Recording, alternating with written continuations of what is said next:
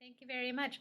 Hi, everyone, and welcome to the immigration section of Beverly Hills Bar Association CLE on H-1B visas. I'm Maggie Stewart. I'm one of the co-chairs of the section, along with Joanne Litt, who's here, and our guest, of course, Sophie Alcorn. We'll be starting the CLE in just 1 minute, but I did want to do a little bit of housekeeping. First off, you will be receiving your MCLE certificate shortly after the program. Your certificate will also be stored in your BHBA Plus, our members-only community. So please take a moment to complete the survey that is included with your certificate, which allows BHBA to continue to provide excellent services and programs for you. The immigration section has a really busy month this February, so I hope that you'll make time to join us. Next week on February 11th, we're holding our monthly section meeting where we will be planning upcoming events and activities. February 17th at noon, we will be hosting a panel discussion on international immigration opportunities for professionals with lawyers, immigration lawyers from Canada, the UK, Australia, and Portugal. And so if you have clients or you yourself are interested in moving on to one of those locations, it's a great opportunity to hear what's going on in other countries. And on February 25th, for law students and new calls to the California Bar, we have a Breaking into Immigration Law roundtable discussion planned with immigration lawyers from a variety of backgrounds. So thank you for joining us today. We hope to see you at our upcoming events, and I will turn things over to Joanne. Hi, everybody. Welcome and thank you for coming. And today we are excited to welcome our special guest, Sophie Alcorn. She is a top 10 California immigration attorney, entrepreneur, and thought leader. She founded Alcorn Immigration Law, lauded the top immigration law firm for startups in California. She also authors TechCrunch's advice column, Dear Sophie, serves on AILA's Innovation and Technology Committee, and hosts the podcast, Immigration Law for Tech Startups. So we have a podcast host. Her mission is to help people harness their strengths, follow their hearts, and find direction in their goals and live their dreams in the US. So, welcome. Thank you so much, Joanne and Maggie and BHBA. It's really fun to be here today with all of you. I just want to confirm you can see my screen now. Yep. Okay, fabulous. Thank you so much. So today we're going to talk about H is the reason for this season, how we can help our clients with their H-1B needs. And thank you so much, Joanne, for that lovely introduction. Just a little bit more about me as a human. I hail from Southern California, so this is very close to my heart to be chatting with all of you today. I moved to Mountain View, so I'm in the Bay Area in Silicon Valley now.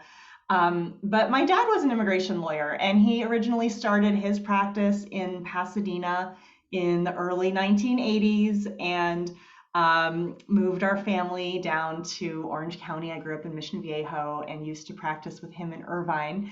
And when I was a baby lawyer in 2008, I remember I was on your mailing list and you had all these beautiful dinner CLE invitations, and I made my dad trek up to Beverly Hills with me one night. I think we sat in traffic for like 3 hours to get to Beverly Hills by dinner time, and we barely made it. And it was a beautiful restaurant and such a lovely legal and professional community. So it really means a lot to me to be here today. So thank you so much for the opportunity. So we're going to be talking all about H-1Bs, what is happening with the H-1B lottery, H-1B alternatives, how to support your clients who need H-1Bs. So this is an information-packed presentation. I love making it conversational. I love receiving questions. The Q&A panel is the best way to do that. I'm going to try to keep my eye on that as I'm going through the slides, but Joanne's going to help me get through any additional questions at the end. And I assume that we have a wide range of familiarity with immigration law for our participants today. So for some of you who are already practicing business immigration, some of this may be a refresher or just another spin on how how I think about it. Maybe that'll help you, in your practice. And for those of you who are new to immigration or Maybe you're in corporate law and your clients have immigration needs. This can be a general overview for you to understand the process and prepare you to work with your immigration counsel in the future. So I'm also excited to share some of my like weird hacks and strategies that I've come up with that are all legal. But if anybody wants to co-counsel on cases, I'm totally happy to do that. I think we need more. I always tell everybody, look, if I could wave a magic wand and open borders so people could just follow their hearts and live their dreams, and if my whole practice disappeared, I would still be happy at the end of the day. So I think the more people who have access to all the tools, the better, so that we can all help our clients. So I love how supportive the immigration bar is with each other. So, okay, why the H-1B? So this is a lot of what I hear from my clients when I'm talking to potential new clients, companies, individuals who hope to be sponsored for H-1Bs. So a lot of human resources people have already hired somebody on STEM OPT or a work permit, and they're focusing on, okay, this person has proved themselves valuable. Now, how do we continue to employ them and retain them in the United States? Or a big trend with tech companies, they are using outsourced PEO co-employer type companies to employ their contractors in their home countries. So for example, a tech company might have an engineering team in Bogota, Colombia that's employed through one of these international PEOs. And maybe they have some contractors who've really been great for the team. Now they need them here in person for some reason, or they want them to be in time zone, or conditions in the home country for the person aren't safe. So even if it's a fully remote decentralized team and they don't care where the person lives, at least that family could move from Venezuela to Idaho or something to have a safer life. So there's all sorts of motivations for people to be engaged in the H-1B process. Candidates can request it, but just keep in mind, this is all initiated on the employer side. There's no self-petition. Sometimes employers have employees that are on non-immigrant working visas who they want to sponsor for a green card. So the H-1B is a lovely pathway to bridge to that ultimate green card. And then other people, may not qualify for other visa types like an O1 for extraordinary ability yet. So it's better if they can just get through the lottery, where the standard is really just like a bachelor's degree. So it's an easier type of work visa to get.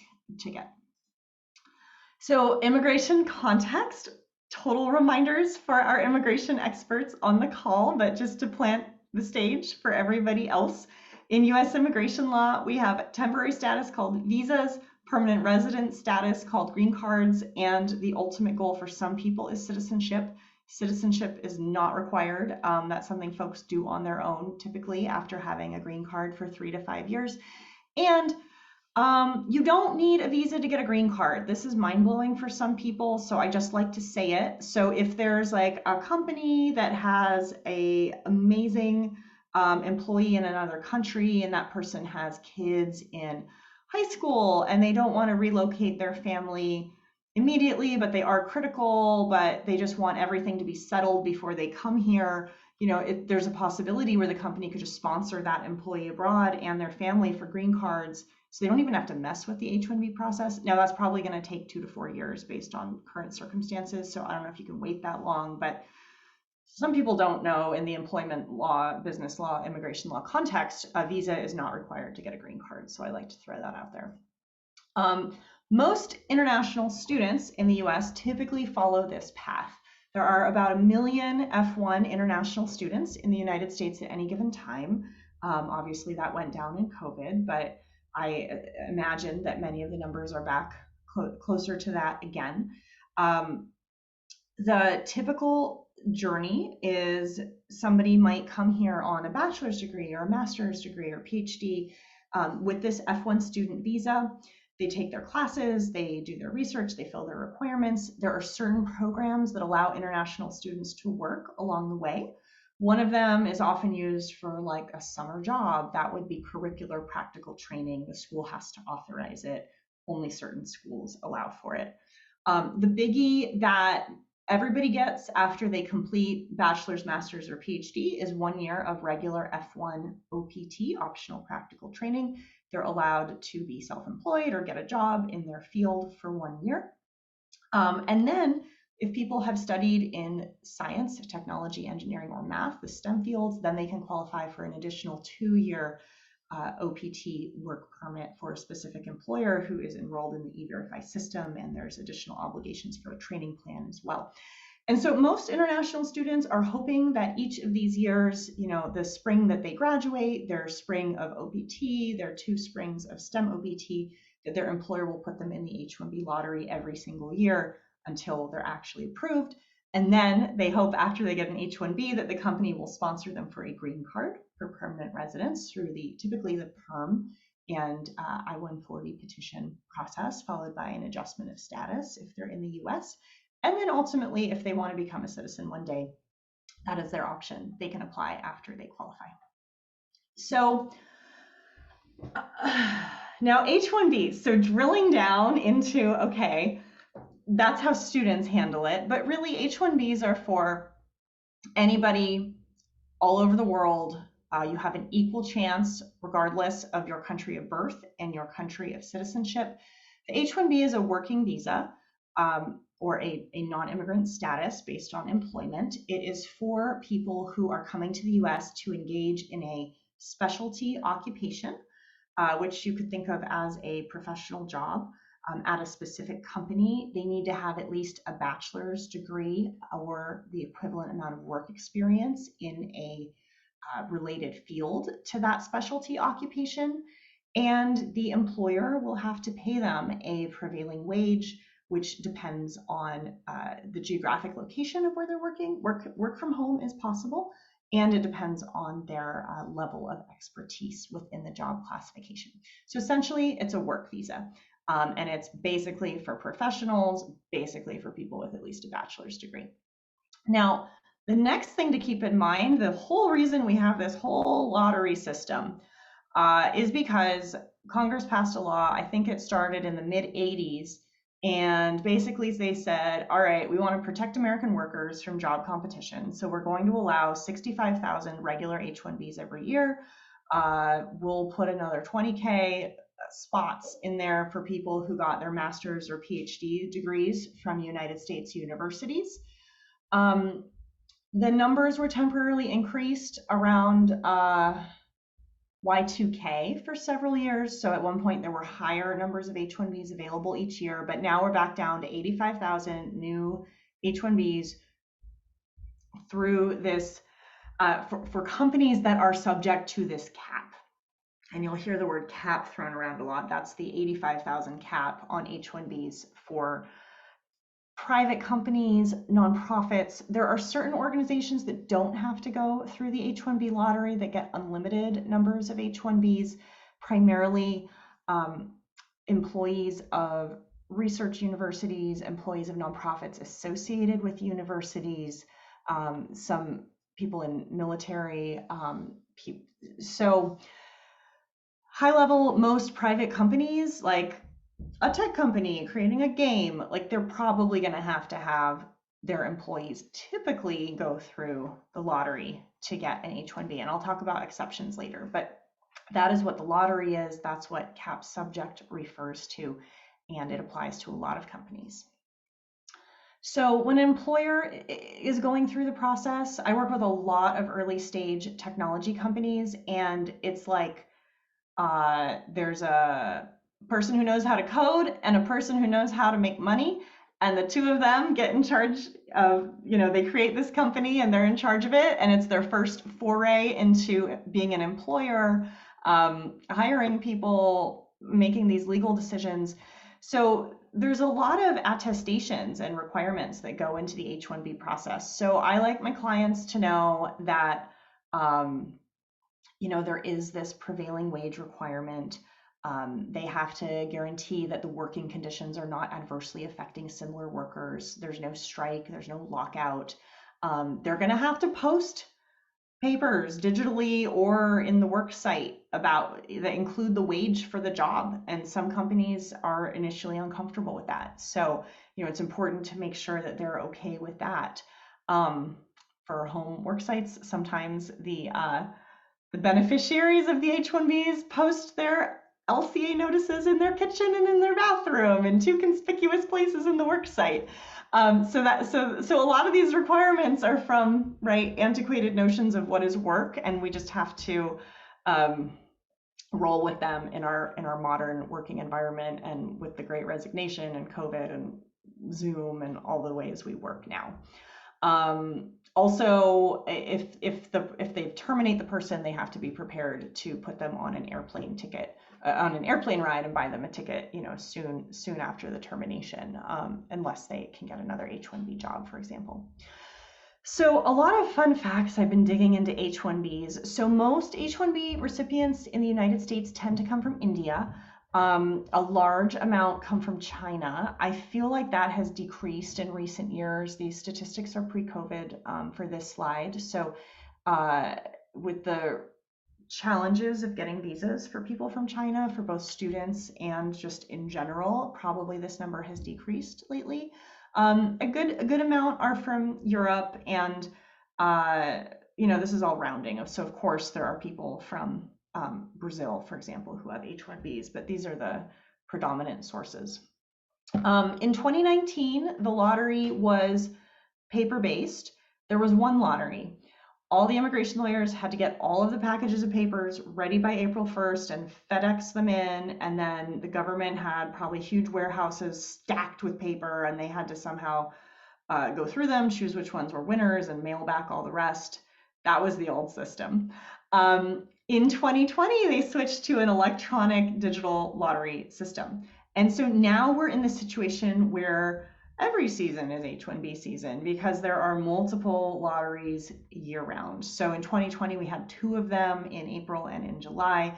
In 2021, we had 4, April, July, I think September, and November most recently. So the advantage of the electronic lottery system for the government is it's very easy for them to see how many of the 85,000 are used, and to notify additional candidates if the previously selected registrations, if those people did not follow through and actually send in their full H-1B petition, or if it got denied. It's really easy for the government to release additional spots to candidates in the system who haven't had the chance to apply yet. So 2021, the most common H-1B jobs, a lot of these are in software and technology. So software engineers, software developers, senior systems analysts. A lot of these job codes are from specific companies. I think this is either a Tata Consulting or Wipro designation, because they're just doing so many tens of thousands of H-1Bs every year. A lot of professors get it too, but they don't count against the lottery. And architects, this is probably software architects, not building architects.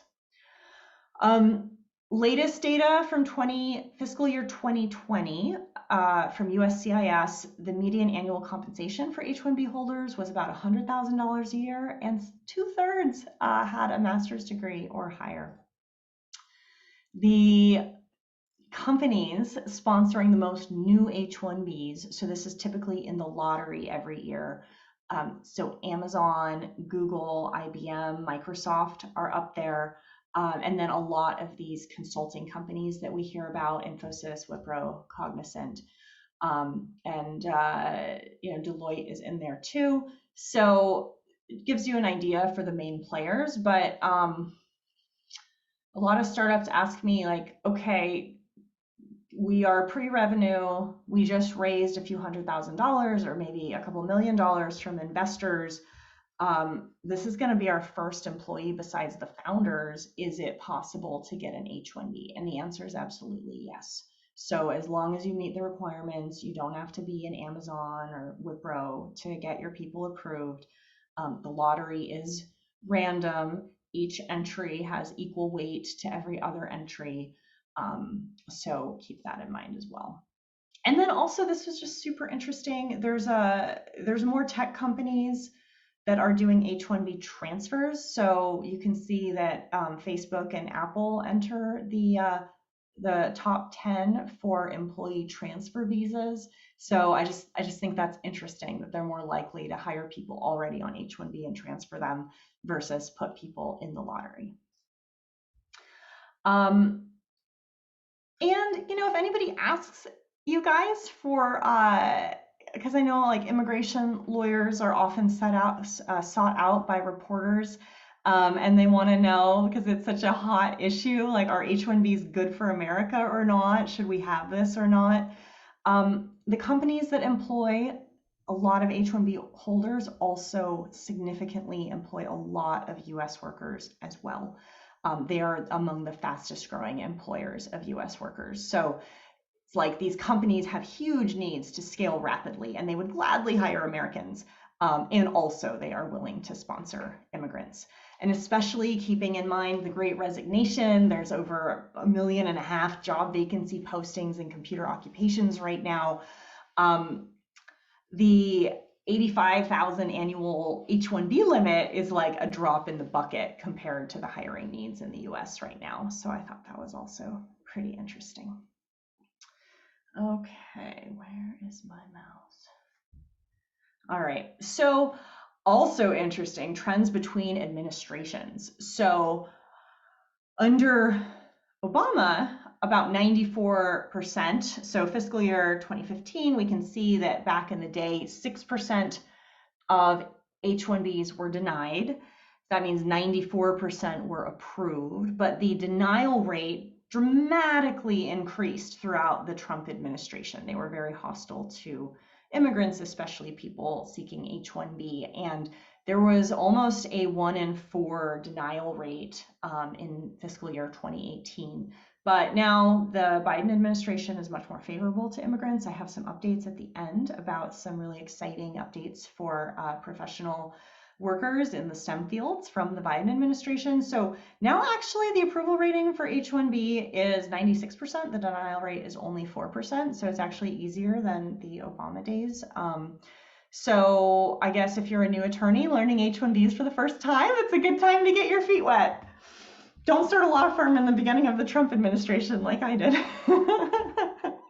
All right, so now let's talk about what's involved, and then we'll go through some H-1B FAQs, and then I'm going to tell you about H-1B alternatives and late breaking news. Okay, so there's an electronic registration system, there's an employer portal, there's an attorney portal. It's $10 per beneficiary. I share this with our clients. We'll support their registrations. Basically, I like to encourage our clients that they should hire us at the beginning to do the electronic lottery for them. We weave the $10 filing fee per beneficiary into our legal fee, and we just cover it for them. There's less paperwork that way. That way we're notified with our G28s on file from the beginning, and we can find out as soon as possible when any beneficiaries are selected. The dates were just released by USCIS. They finally let us know. So the key dates for 2022 that you have to pay attention to if you're going to have any H-1Bs being filed, either for your law firm or in your clients' companies, March 1st to March 18th. This was released a few days ago by U.S. Citizenship and Immigration Services. These are the dates that the lottery is going to be open in 2022. So that should be more than enough time. And that's pretty generous. I think last year they only gave two weeks, for example. So it's great. And in the last few years with this electronic lottery, we've been actually getting the notifications of who's been selected prior to April 1st. So typically by March 31st, we know.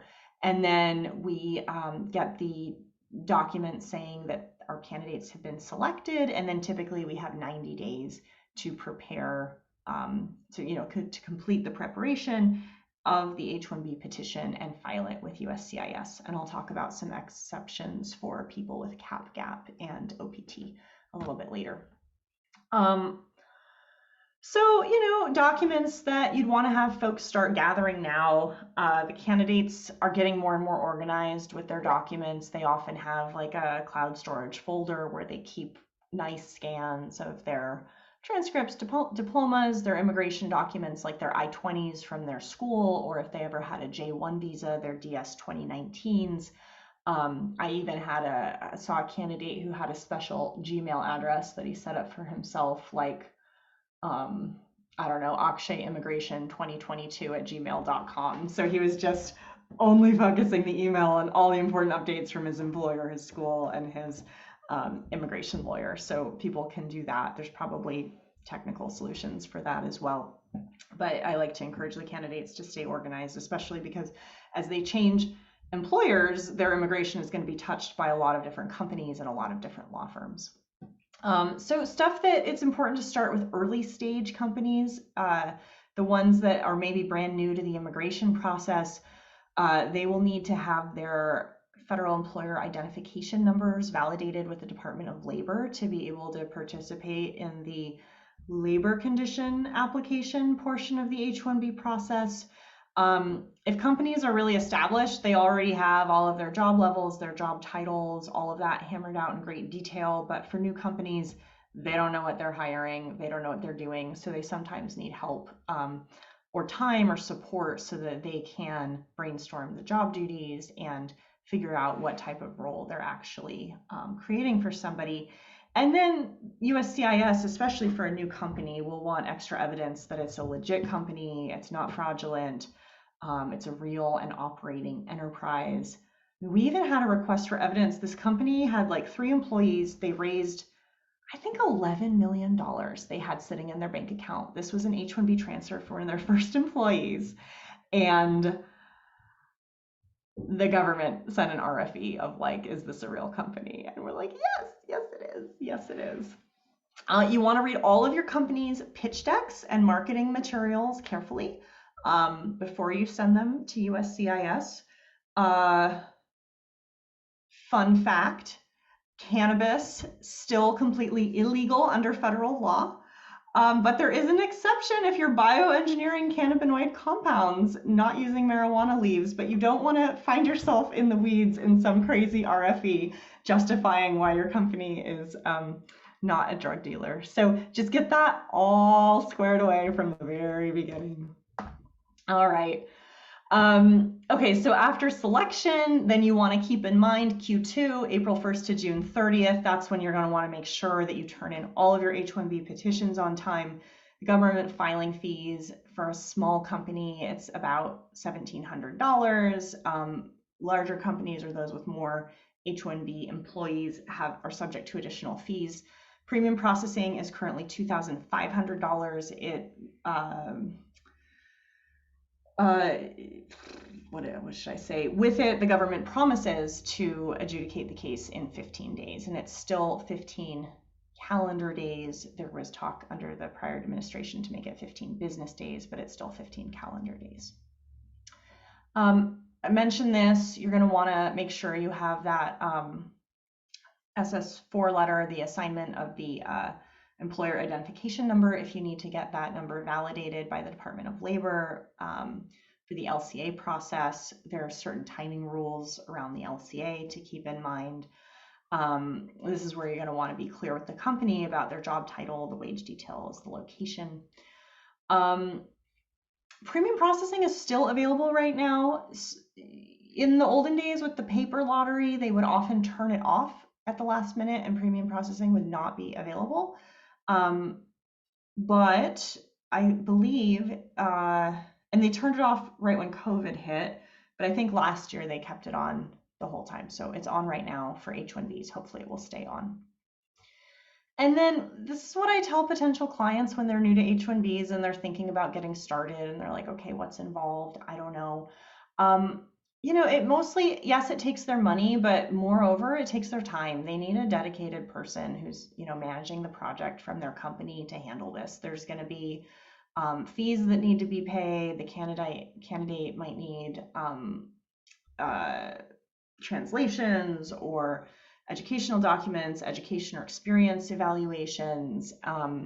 There might be a need to give a a wage increase, right? If they're currently paying what is under the prevailing wage, then the company needs to be prepared when October 1st hits, if and when the H-1B is approved and it takes effect, to increase the wage to match the prevailing wage levels. So these are just some of the things that people need to keep in mind. It's not like you can just pay the immigration lawyer and everything magically happens. We're not mind readers. Another thing that's really important is keeping the timing in mind, especially for people who are ending their final year of regular OPT or STEM OPT. So keep this in mind for any clients. So the graduation date is super critical. Let's see here. Okay, so for example, like my practice right now, we're down the street from Stanford. Stanford is a university on the quarter system. People graduate on June 21st. So they're not like a semester system school where graduation happens May 15th.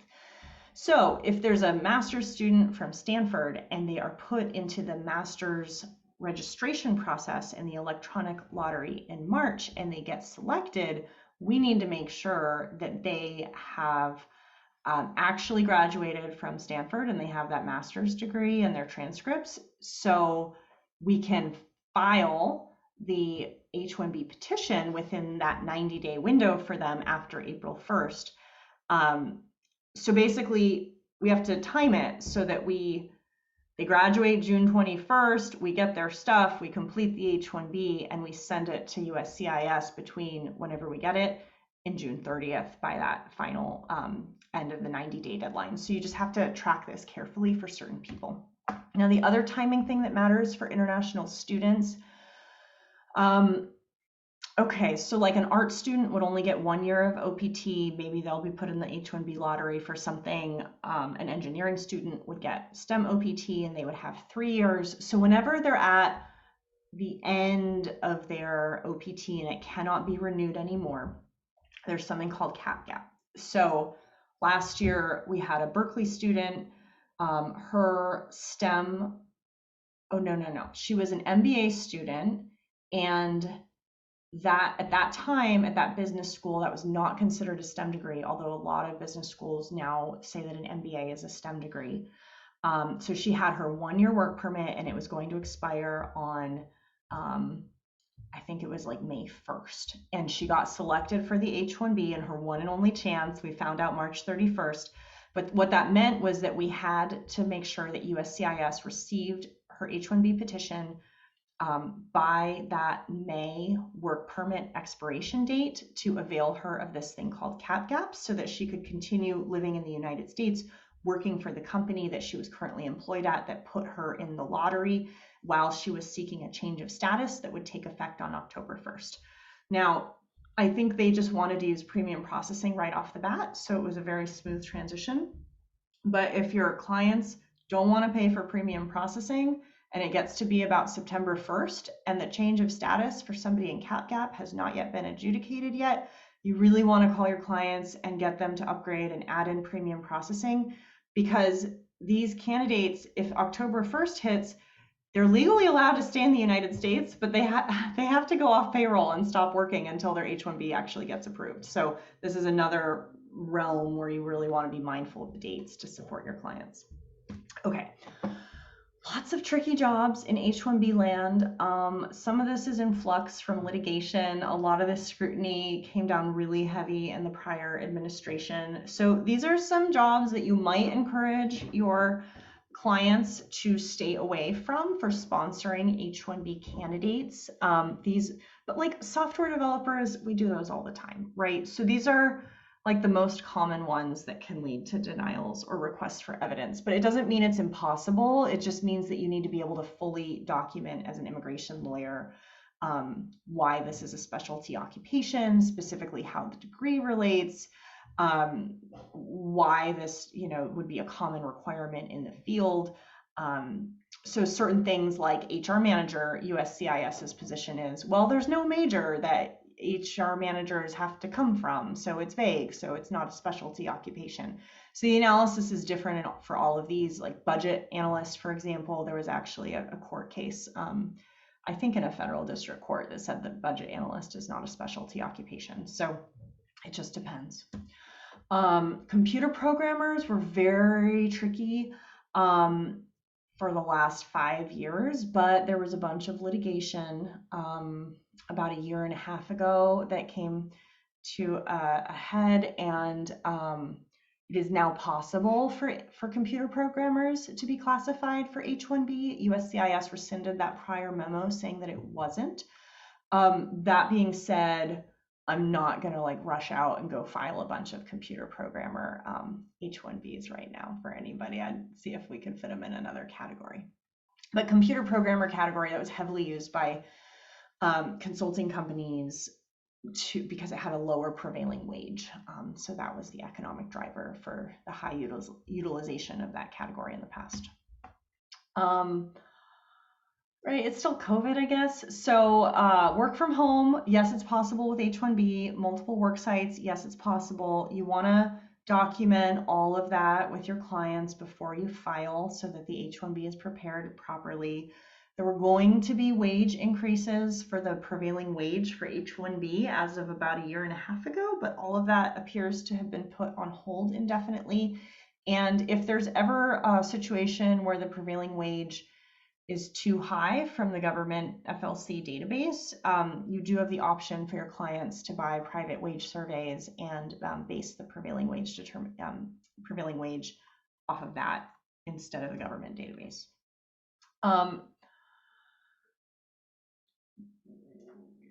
Okay, travel. If people are outside of the United States, it might be possible for them to come in. If people are inside the United States, it is not the time to take a Caribbean cruise, right? So I see Joanne shaking her head. Yeah, if your clients are in the US, you want to keep them in the US. Maybe if there's a hospice situation and you counsel them on all of the risks of the situation, then they can travel to visit their relative. There's a reporter who wants to do an article on this. She's actively looking for clients. She will keep our clients' names anonymous. So if you want to contact me at the end to share any client stories of people who have been affected by travel bans, lack of visa issuance, visa appointment delays or cancellations with people stuck in foreign countries, I would love to provide her with people who've been affected by this so she can help shed some light on it. But I was telling her that it's like, it's so weird, but I used to do a bunch of deportation defense and other types of cases. And I mean, this is the same bind that undocumented people have been in for decades of like, you're stuck here and you can't go home to see your dying mom before she dies. And she's like, no, stay in America, follow your dreams, follow your heart. It's your one chance. Like, I'll see you in heaven one day, right? Like now our H-1B, like Tesla engineers are in the same situation. So, you know, it doesn't make it right, but it's astoundingly common, sadly. So for people to come in the United States, you do have to be vaccinated. You do have to have a negative COVID test within 24 hours of entering. The COVID requirements tend to be administered like by the airline at check-in. So it's not like, it's really like, will they permit you to board the airline? You have to show your antigen test results like on paper to the American Airlines clerk in Guatemala City before you get on your flight. So technically, theoretically, there's some vaccination exceptions, but I mean, I would love your feedback if you know of anybody who's been successful with them, because it sounds like you basically have to argue with the airline to let you on the plane, and then you still might not be admitted if you have some reason to not be vaccinated. So that's that. Okay, I'm going to spend about 10 minutes telling you about alternatives for what to think about if your client is not selected in the H-1B lottery, or if your client companies don't want to wait for the H-1B start date, which is October 1st. Maybe they need somebody sooner. Or if they just can't take the risk, like what if it's, you know, a super critical early stage founding data scientist research engineer, and the success of the whole operation is contingent on this one person's work authorization, right? You don't want to leave it up to chance. So the alternatives can matter a lot for different people in different situations. So the most common ones that my team handles are O1s for extraordinary ability, for people born in or with people with Canadian and Mexican citizenship. The TN can be a great working visa. Australians have this sort of, well, okay, the TN is only for about 30 to 50 specific jobs. So if you don't fit into one of those categories, you can't get it. The E3 for Australians pretty closely mirrors the H-1B in a lot of ways. So most Australians just stick with that, except it's, once again, a non-immigrant intent visa. So if they want a green card, it's best to get them on the H-1B, which is dual intent. You can either want a green card or you can plan to go back home. So that can be a good stepping stone for people from these countries, Canada, Mexico, Australia, and also somewhere, yeah, Chile and Singapore. Those are all non-immigrant working visas. A lot of people get J1s. I'll tell you about that more. And then there's the E-visas for companies that either are owned by people from certain countries with a treaty or that do a significant amount of trade with people from certain countries that are based on treaties. But my favorite one that I want all lawyers to know about is, and I alluded to this earlier, the cap exempt H-1Bs. So this is really exciting. The bottom line is that there is a way for private companies to get an unlimited number of H-1Bs for any H-1B job. Mostly this is an opportunity for people in the STEM fields, but you can get unlimited H-1Bs any time of year, no lottery. Super exciting. There's a nonprofit that was established by the daughter of an immigration lawyer, an AILA member in Boston. I'm happy to make an introduction to them if you want to email me. It's called Open Avenues Foundation. They offer something called a Global Talent Fellowship. They qualify to be a cap-exempt H-1B employer because this nonprofit is affiliated with all sorts of universities. And they've set up this fellowship program so that tech companies can nominate their candidates to be a Global Talent Fellow. If selected, Open Avenues will actually be the H-1B petitioner for that candidate for a 5-hour-a-week H-1B job. The person will be working for Open Avenues, leading groups of students from these affiliated universities on micro internships and group-based project learning projects for their classes on work related to the nominating company. So it's a fantastic way for especially tech companies, because they're starting with a focus in STEM, to not only get a diverse group of American students working on their projects and have access to the US talent pool, and also just, you know, more hands to get things done, but to get that H-1B for somebody who might not otherwise get through the lottery. It's great for any urgent hires, and it's great for people who are done with STEM OPT and still have not been selected and who don't want to go pay for some additional degree at some, you know, maybe reputable even private college somewhere that may be heavily scrutinized. So I love this. We've gotten it approved for several of our clients. It's quite an investment from the company side because they're basically paying USCIS filing fees, premium processing, attorney's fees times 2, plus there's overhead to fund the nonprofit's operations. So it's really best if there's an important and urgent situation for a special candidate. That tends to be where people are willing to make the investment. But I love this. I would love to scale this across industries, across verticals. I would love to bring this to big tech companies. I would love to find partners to help me build this in more places. They're excited to grow, but they've got their hands full with the STEM folks for Open Avenues right now. So it's really exciting. And, you know, H-1Bs are also, like, if you have an H-1B, then transfers are possible. Your candidates don't have to go in the lottery again. This is sort of like what we're doing for the Open Avenues folks. The company ends up filing a second concurrent H-1B petition for that person's other 35 hours a week. And then once somebody goes into H-1B land, then there's different ways to get extensions if they have the green card process started. The Open Avenues program has a 6-month minimum, and in that time, the candidates can also go through the H-1B lottery or also apply for an O1. So they're not stuck on it forever, but it's also valid up to 6 years if they want it. I've mentioned the O a few times. The O is great. You don't have to be a Nobel Prize winner to get it. We see a lot of people with PhDs in computer science or electrical engineering qualify as an alternative to the H-1B.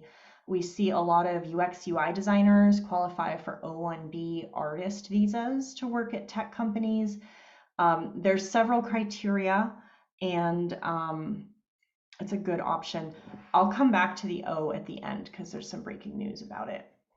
Sometimes a company discovers, or the HR person remembers, that they're like, oh yeah, I forgot, we're a wholly owned subsidiary of a Japanese company and this candidate's from Japan. Great. Well, maybe that person can qualify for an E2 visa as an essential employee of a company that's been, owned by citizens of Japan, that's been invested into in the United States. So there's lots of other like weird, lesser known visa options as well for people to look at. The L is quite popular if the person has been working at a subsidiary or branch, affiliate, parent company, whatever, in another country. They've already had 1 year on payroll in the foreign country, and now they're coming here to be a manager or to do something involving specialized knowledge.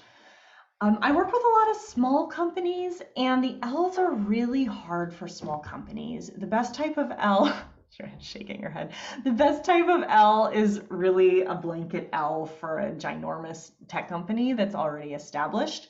The blanket petition gets approved, and then the candidates go apply for their visas with it.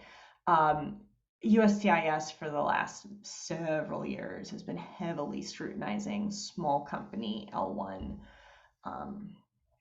requests, and probably the reason they're probably afraid of fraud, probably a lot of people from EB5 land that didn't want to sit in those, multi-decade waits may have been fabricating companies to try to justify L's. That's my suspicion. But it's frustrating because the good companies get caught up in that as well. J1s, super cool, but like some caveats. These are really strict for non-immigrant intent. So if you're going to get somebody here on an L, you've really got a plan to send them back home at the end of their period. You're not going to be able to put them in the H-1B lottery, or else you're going to lose your opportunity to partner with whatever J1 host company you're working with. But the J1 researcher is pretty cool. If you need a researcher at a tech company, they can come for 5 years, be on payroll, work at the private company through a J1. It's just after that, they really, really, really have to go back home and wait there. And then, maybe they can qualify for an O1 to come back after that, or an H-1B with Open Avenues.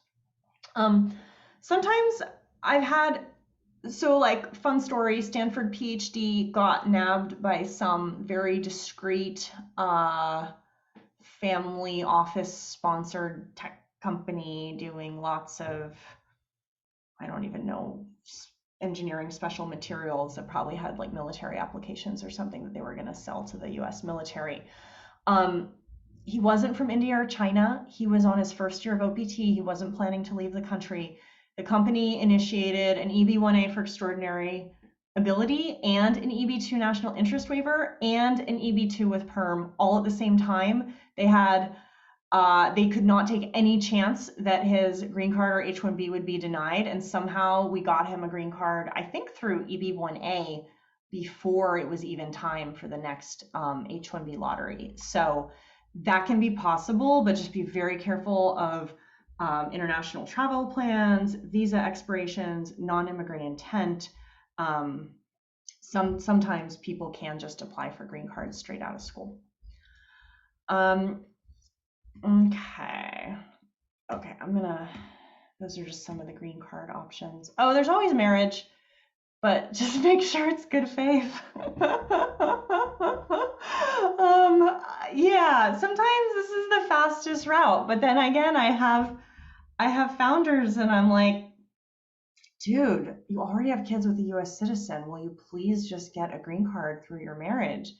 And the guy's like, no, I'm a feminist. I want to do this on my own achievements. I want to be a person of extraordinary ability. I'm like, all right, but it's going to take 2 more years. So good luck. But, sometimes people insist.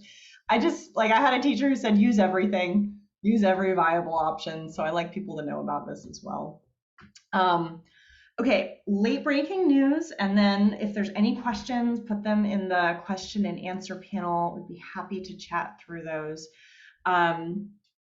H-1B interviews are being waived, but every consulate is in charge of their own visa processing, and they're all making different decisions about how they're implementing this December announcement. So basically, if let's say it's a German person who's never had a visa before, but Germany participates in the ESTA program, and that German person is applying for their O1 in Germany, their petition was already approved. Theoretically, the company could just grant the visa and place it in their passport by mail or drop off, and the person wouldn't even have to go for an interview.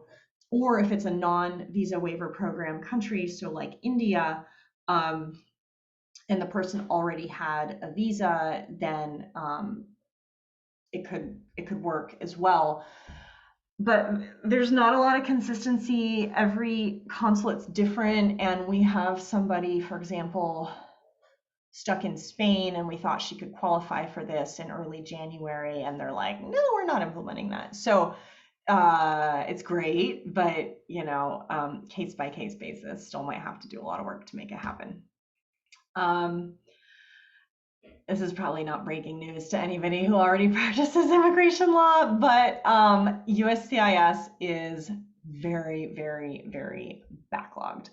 The latest statistic I found was from May of last year. There were 3.8 million backlogged cases. So this affects all immigration lawyers. This is across all case types.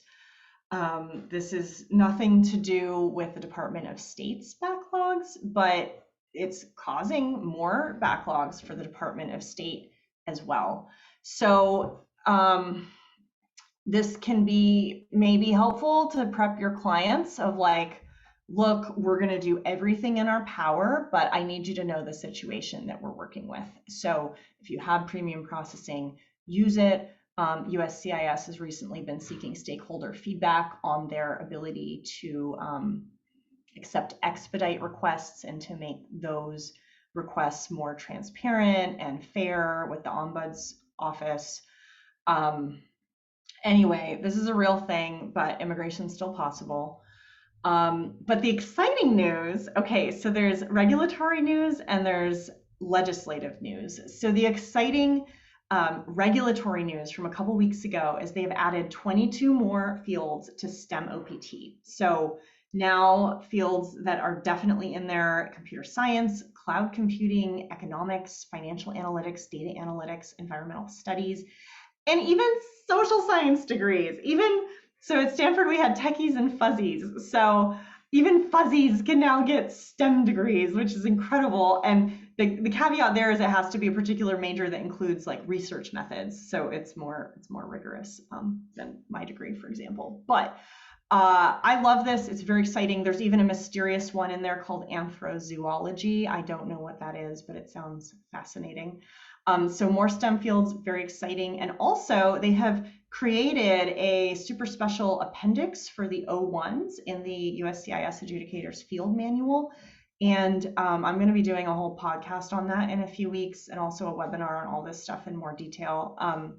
But I love this. I've always had to tell students, look, I don't care how many student awards you got, none of that counts at the student level for an O1. It has to be at the professional level. So the lovely new change in that appendix is that if somebody got some sort of scholarship for their PhD, or perhaps a grant, now that is considered a national or internationally recognized award, and that can qualify for the awards criteria of the O1. So that's like goosebump worthy, because like typically those people would have a lot of papers published and they would have a lot of reviews and they might have discovered something. So like one more prong can really seal it in for a lot of those candidates. So that's super exciting.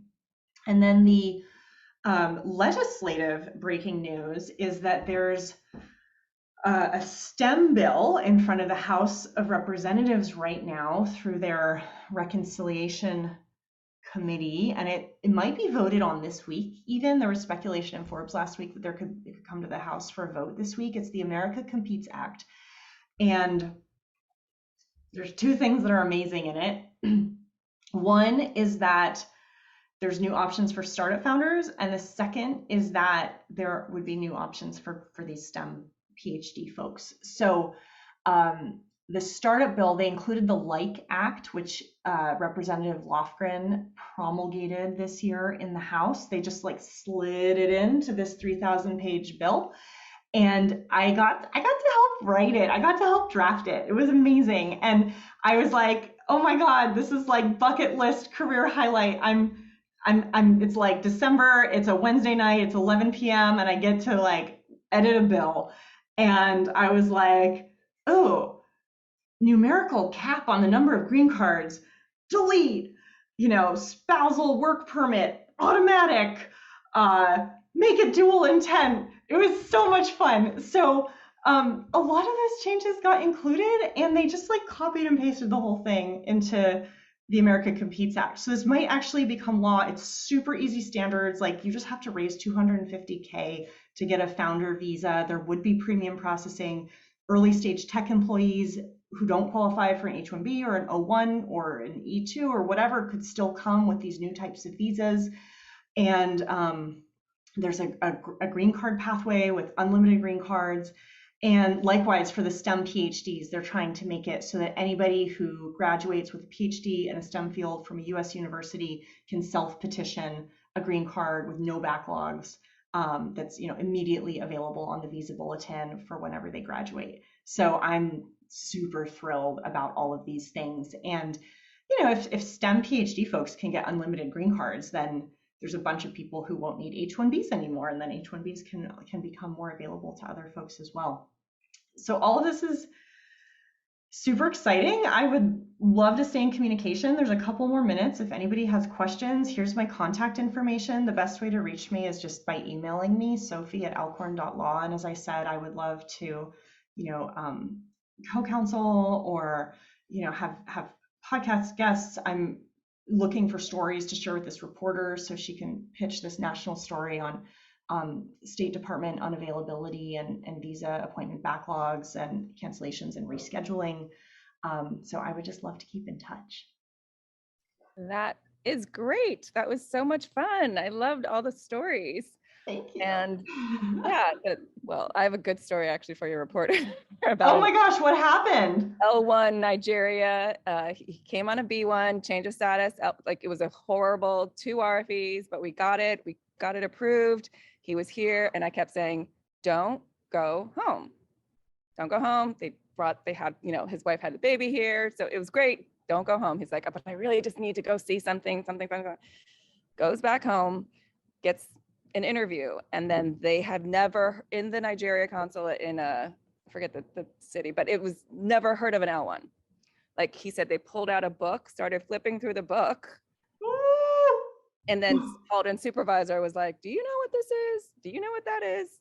And then told him to come back 2 days later, still was like, "We don't think this is a real visa." And I was like, just look at the website. Well, I talked to a person who used to work at they got their State Department training there, and they basically said that people were selling employment verification letters outside the consulate that just were like job offer letters that people thought they could take to their interviews to get visa approval. So they're really used to fraud, but they thought an L was fraud. It was, and there was so much documentation, but but also in Nigeria, they don't file taxes the same way. So like we had proven that he had paid taxes and all this stuff, but it was very so they ended up saying, okay, we're not giving you a visa. You can go, we're not going to take away your B1. You can go back to the US, get your stuff, come back. And then it revoked. So there was ended up being revoked a year and a half later. But then when we got the letter, the revocation letter, it said that somebody from the State Department went to his office of the parent company in Nigeria. Sorry. And like, that is insane. and like interviewed people, like they did a site check, because that was what I was going to ask you about the H1, because they did the State Department officials went to, did a site check on his home company, which I'd never even heard of them doing. Horrifying. And then they said they interviewed their neighbors. It was just a very long, I was like, do they have nothing to do in the State Department, I guess, because they're not doing visa interviews. So I guess they spent a day field trip going to this guy's company and like, oh my goodness, planning to be the FBI and scouting this out. And so it was a very weird letter, and it was terrible. And I was like, he didn't tell me any of this. And I was like, he just was like, oh, I haven't heard from them. And I'm like, you didn't tell me they came to your office and interviewed your wife and your employees and all this stuff. Oh my goodness. So yeah, so and then so it was bad. So I was going to ask you whether because back when I did more H-1Bs, they were site checks if they were company was slightly small. I got retained by a company recently to represent the company in a State Department examination of an H-1B where a consulting company was trying to petition this H-1B for this guy. He did his H-1B visa interview in India. They did I think it was like a 212G letter or something, but it went into like a black hole of death, like research situation. But there was actually somebody on the back end who contacted this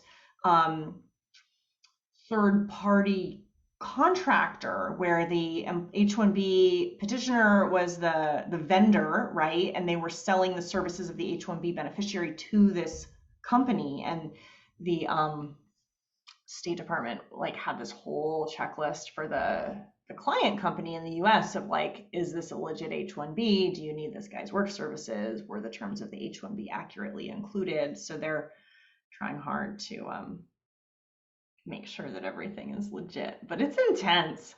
They used to send like Department of Labor investigators and like drop in and see if you were really an accountant or because they hate accountants.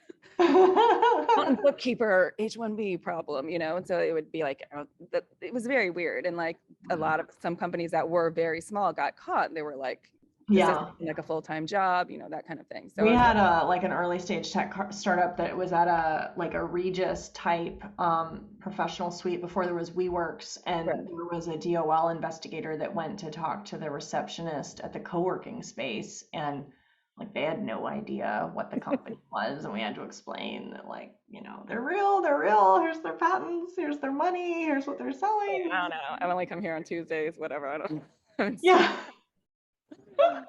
It looks like we got a question. Oh gosh, our old oh no. I mean, we can talk about this. No, I got so many questions when this was in the news. I don't know about this one. There's a question. Heard about this? No, corruption in the process. I mean, there's special H-1Bs for fashion models, but I know she got. The problem is that everybody calls it the Einstein visa, so it's implication that you have to be a Nobel, because for scientists, a Nobel Prize winner will definitely, like my old friend Placido Domingo, like he has multiple Grammys. You're instantly in, but not everybody. Right. And it's multiple fields. It's education, engineering, business, sports, arts. So I don't have any insider knowledge on this. So basically the rumor was that like, how did she get her visa as an EB1? How did she get her EB1 visa but I think the answer is that in a particular field, it's not that she has to be the Einstein of modeling. Right. Also within a field, it's not that you have to be the best. You just meet their requirements, and they love that within a subfield within a country. Right. So she could, she had the highest salary of all models from, I forget where she's from. Croatia, maybe? I'm not sure. I don't remember, but but if she has a lot of press, and the things I have found that they love press, that their favorite thing press is if you've been written about, and it doesn't have to be how great a model she is if she's just been mentioned in the gossip mag, because I had an actor from Australia not a very good actor, like nothing was ever about his acting, but who he was dating, who he was, seen with, who he was partying with, and that worked. They were like, press done. Right. And I think it's just, if you're famous enough in that particular weird field that you're in, I think. I mean, I even know. I don't know. I would just wanted to show you, like, it doesn't have to be fraud for her. It's true. And I know of some immigration attorneys that are in the adult film industry, and they have to be very cautious about which press they include. It's like just enough to show the fame, right? I worked for a guy a little bit who liked those kind of clients. Well, that's the beautiful thing about immigration. Like, there's so many people we get to help, and we can choose what type of clients appeal to us. But I think he wanted to do so. He was like, here's all her photos. And I was like, I don't think the officer wants to see all this kind of photos. Playboy covers, and we'll do the covers of Hustler or whatever. We don't need the photos. The full spread. I think they get the picture that she's photographed a lot. Yeah. Oh, nightmares. There's one other question. Why were there 2 lotteries or 3 lotteries in the prior years? Basically, with the electronic lottery system, if you're not selected by April 1st, and you're not ineligible for some basic reason, you just get to stay, the beneficiary just gets to stay in the database until all the visa numbers are used up. So they allot the first 85,000, people have 90 days to respond. If they don't apply, then, or if it gets denied, then there's unused spots that they can release to the next batch of candidates. So they're basically trying to maximize all 85,000 and make sure that they're all used every year, which is good now.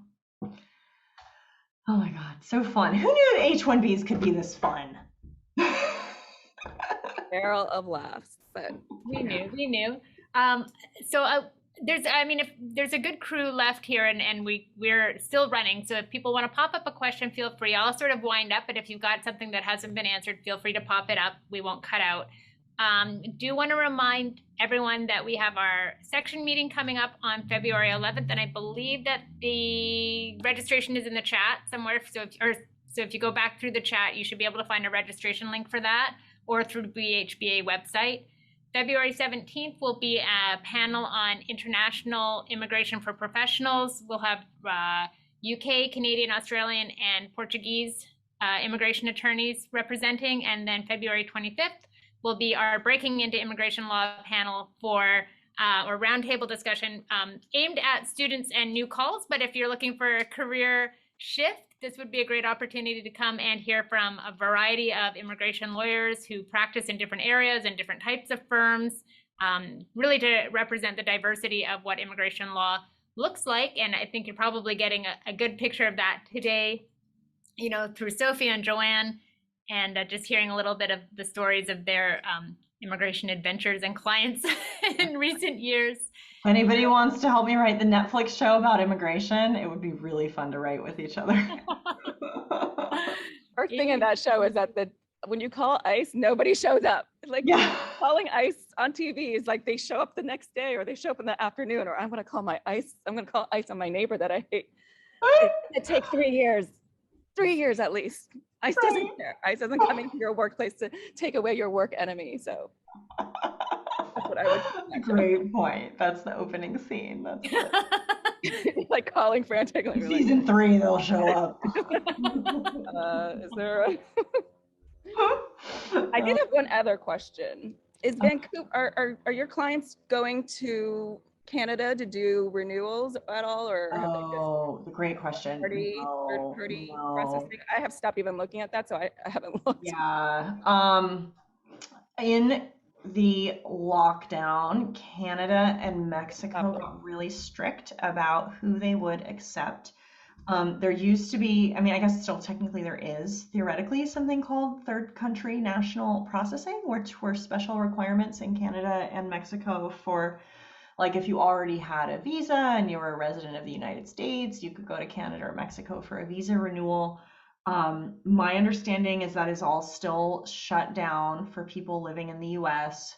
So we got a new H-1B for an Indian guy living in Mexico, but he's like a resident of Mexico City, so he was able to do his processing there. And as a result, the processing times in Mexico are pretty fast right now, which is great for Mexican citizens. Canada is still super quarantined and hard to get into. But what I've realized is like every consulate just kind of makes up its own requirements. A lot of Australians fly around the Caribbean and Latin America trying to find visa interviews.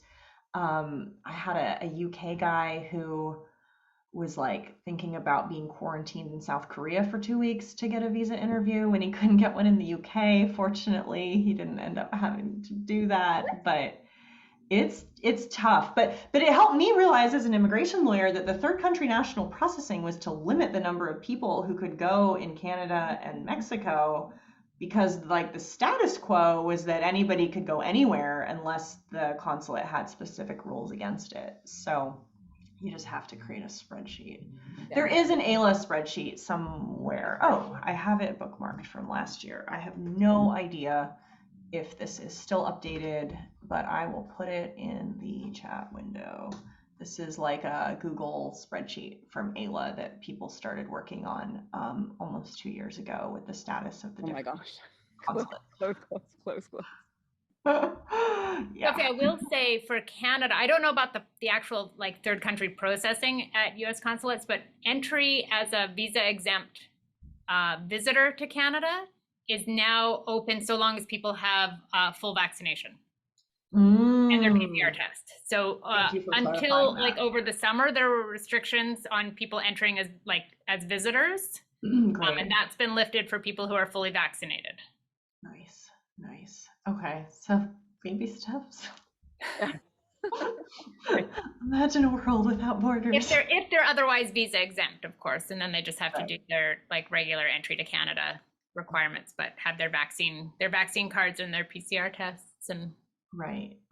but no quarantine requirement, no 2 week That's great. quarantine. And I think Australia may have also lifted some of the quarantine restrictions recently. So that panel that you have coming up will be super cool with the immigration lawyers from different countries. That will be fun. Yeah, I'll be doing the Canadian part, and then we'll have a UK attorney, a Portuguese, to talk about the golden EU visas into Portugal, and an Australian attorney who's going to come and talk about Australian opportunities.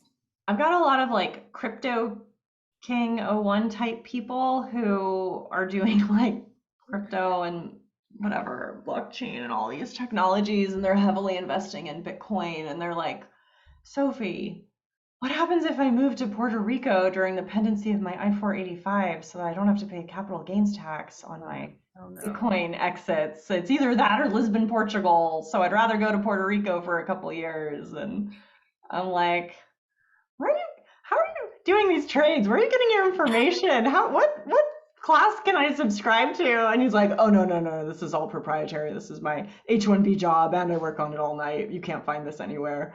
He's like, it's not illegal yet. I'm like, I was gonna say, I don't want to know when they start with those. Don't tell me. I don't want to know about your weird. I don't want to, just leave me out of it. Don't do anything bad. It's fascinating. I don't understand the whole it. thing about immigration, right? It's like it affects it. There's people from every like pocket and niche of society in every country in the world who might be interested in U.S. immigration for one reason or another. So it's so fun to be able to meet with people from just so many Places. Absolutely. of life. Yeah. Yeah. So I think we've gone well past 2, and thanks to everyone who stayed on, because it looks like almost all of our attendees have decided to roll with us past the 2 o'clock mark. We got a Netflix show to write. We are going to be exiting our immigration law practices and going for Hollywood. It's right down the street from you all. Those contracts. Showrunner. Could be The worse. creators of content. Sophie, thank you so much for your time, and thank you for generously bringing so much information and resources for our BHBA members and attendees. It's been really great to have you here, and hopefully we'll do it again soon. We can. Yeah. I feel like H-1Bs are always a bit in flux, and it's always good for our members to be on top of what's going on in that world. And thank you for all your work drafting the new opportunities as well. Actually, do you know what? If that passes, let's make sure if that passes that we flag it and bring Sophie back to talk about you that. Tell us all about the new law. I think that would be really great. Yeah, the story of that, and to share that with our members would be fabulous. So Oh, Thank thank you you, so much. Sophie. Thank you, Maggie. Thank you, Joanne. Thank you to everybody. This was really fun. It's a great group. I really appreciate the opportunity to be here today. Thank you so much. It's been great to have you. Have a good day, everybody, and hope to see you again soon. Thank you. Bye. Bye.